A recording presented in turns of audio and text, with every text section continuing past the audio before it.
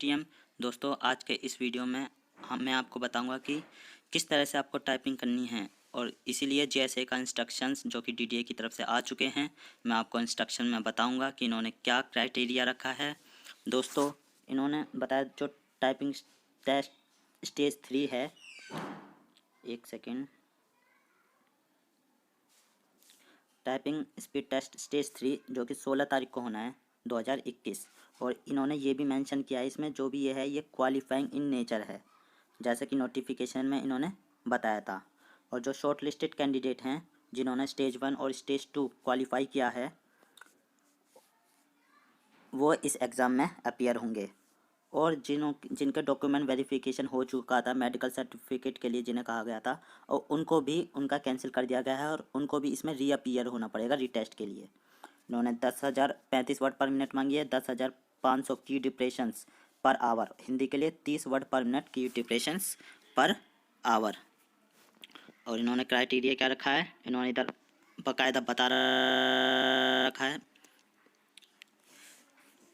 Just a minute.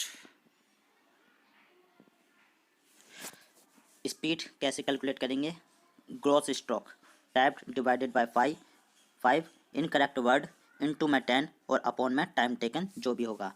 For example इन्होंने दिया है, यदि आपकी ग्रॉस की स्ट्रोक आप टाइप करते हैं 1850 और आपके इनकरेक्ट वर्ड है, मान लीजिए 5 आपने इनकरेक्ट वर्ड टाइप किए हैं, आपको 10 मिनट टाइम दिया गया है।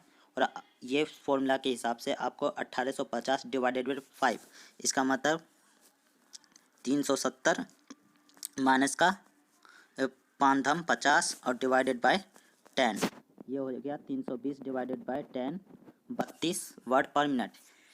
इसका मतलब है आपको जो भी आप गलत टाइप करेंगे वो मल्टीप्लाई में 10 होगा। तो आपको बड़े ही सोच समझ के टाइप करना है, इस बात का विशेष ध्यान रखना है आपको। और इस रिजल्ट ये हुआ कि आप क्वालिफाई नहीं होंगे स्पीड टेस्ट के लिए, जो कि 35 वर्ड पर मिनट है। और बाकी का सेम है, मुझे बस यही बताना था आपको। कोशिश कीजिए, करिए और टाइपिंग करते रहिए घर पे। धन्यवाद